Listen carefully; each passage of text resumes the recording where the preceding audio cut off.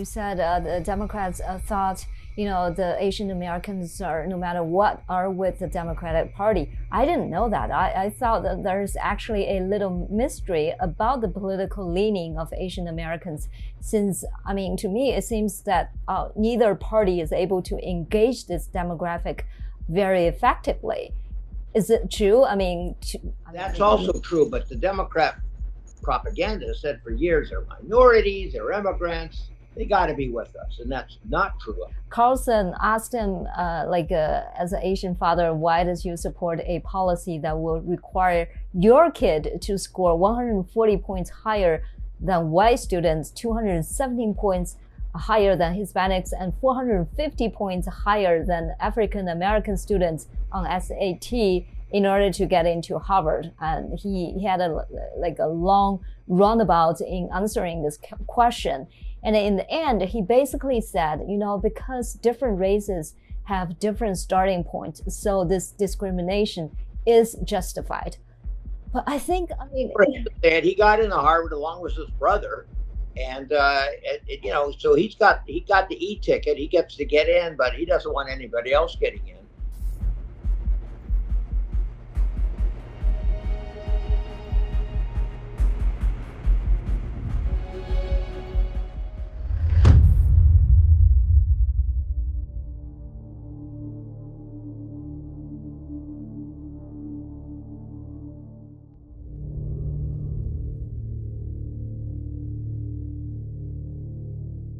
All right. Shawn, thank you so much for zooming in today. It's fun. I like to be here. It's an exciting time to be alive. Yes, definitely. So first of all, I want to get your opinion on the midterm. Are we seeing a red wave coming along strong? Well, it's been a strange wave. At the beginning of the year, it looked great. Nothing looked good for Biden. And then we got an interesting Supreme Court decision that changed that decentralized the rules on abortion. So some states could do it, some states chose not to do it. And that's how our system was designed. This gave the Democrats breath. They gave them some life, but it's run out.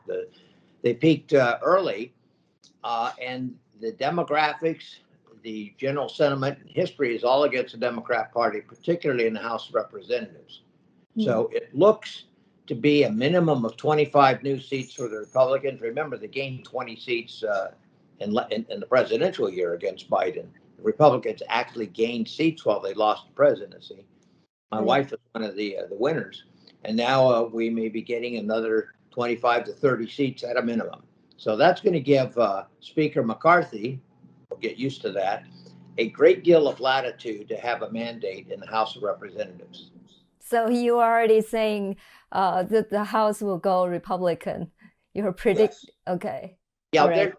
The growth of population has gone in the South and the West and against the Northeast liberal Democrat areas. And so just on new seats alone, we're going to gain close to 10 right there. And then a lot of Democrats are in districts where Biden is terribly unpopular. And he's dragging down the entire Democrat ticket, so much so that now the Republicans look like they have a chance of picking up the U.S. Senate. So that'll change Washington, D.C. fundamentally. Yeah, talking about the Senate race, do you think that there's like a big change within the Republican candidacy? They're getting more and more popular just within the last maybe a couple of weeks? Well, millions of people are looking at the races in Wisconsin. Right. That's supposed to be close to Ross Johnson. He's walking away with it. Johnson is very popular, and he's going to win by a considerable margin. We discovered, and we may be getting the governorship there. Pennsylvania has been very fascinating. Be the first Muslim American ever elected to the U.S. Senate, and as a Republican. And the tragedy that his opponent is exhibiting is sad and serious business, but he has no business running for U.S. Senate. That's looking good. Nevada is looking very, very strong. We're going to get might be a Republican sweep for the Republican governor, the Republican Senate. We might pick up 2, maybe even 3 House seats in tiny little Nevada, but it's flipping from blue to red. That's very, very exciting to watch. So there's contentious Senate seats that are really, really making a difference. In Arizona, Blake Masterson, a young entrepreneur, is quite a contrast to Mike Kelly, who's the Democrat, who claims that he's independent, but he's voted literally 100% of the time with Biden. And so, and the Republicans are taking the governorship in Arizona decidedly with a very popular candidate. So that's looking good. Well, another favorite one is Herschel Walker, the famous football player, African American, running against another African American. For Georgia, that's that's progress, no matter what. And Herschel Walker is just listen to him for 10 minutes on any speech that he gives. He's charismatic. He's exciting. He's ingenious. I really like him a lot. So he's coming on very strong. Okay. What about J.D. Vance from Ohio? Oh, yeah. Well, JD's in. Yeah, that's not even on the target list anymore. JD Vance, exciting writer, a Trump critic, and who's since changed his tune, very independent thinking. He fits Ohio beautifully. He's talked a lot about opiate addiction, fentanyl, and he's a different kind of Republican. He'll be a great addition, like Blake Masters. Just thoughtful, deep people that are also good politicians at the same time. So that race is pretty much over. So we're going to keep that seat, keep it nice and red. Okay, that's interesting. Okay, what about in California? I mean, how many congressional seats can the Republicans possibly flip? Well, a year ago, we were hoping to keep the 4 that we got in 2020, including Michelle Steel in Orange County. Right.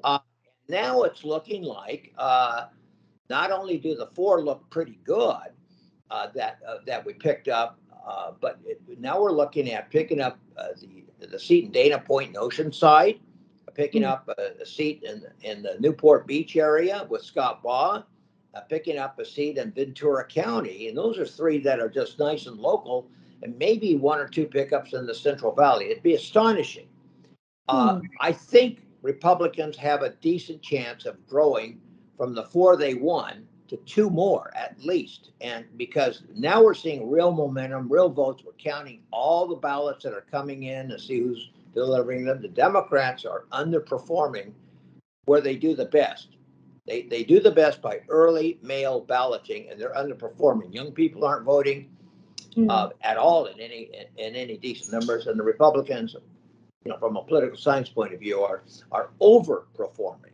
So these are exciting times. We'll see. We know one thing for sure: the polls are shifting against the Democrats, and we know that because Nancy Pelosi is putting a lot of money in the 2 incumbents, Mike Levine of Dana Point and Katie Porter, who's put in herself over $10 million, mostly very vicious TV ads against Scott Baugh. She's reached saturation point, and she's not winning.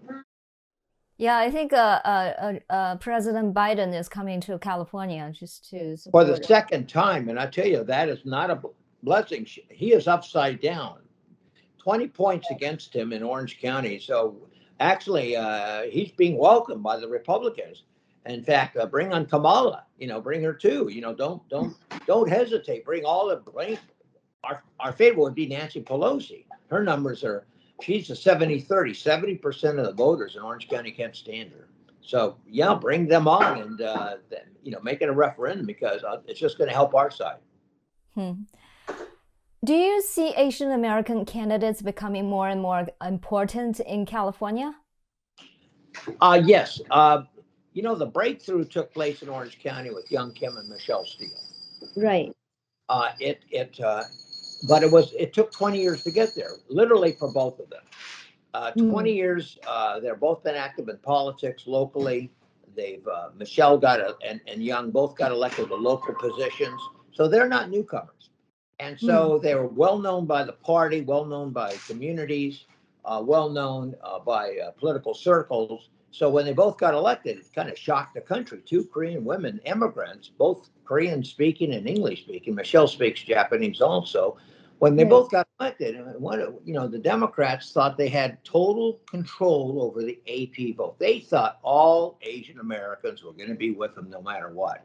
Well, not only do they not have Asian Americans in their pocket, they don't have Hispanics either. And we're seeing In Michelle's district in Buena Park, Fullerton, and Westminster, 62% of the Hispanics own a home.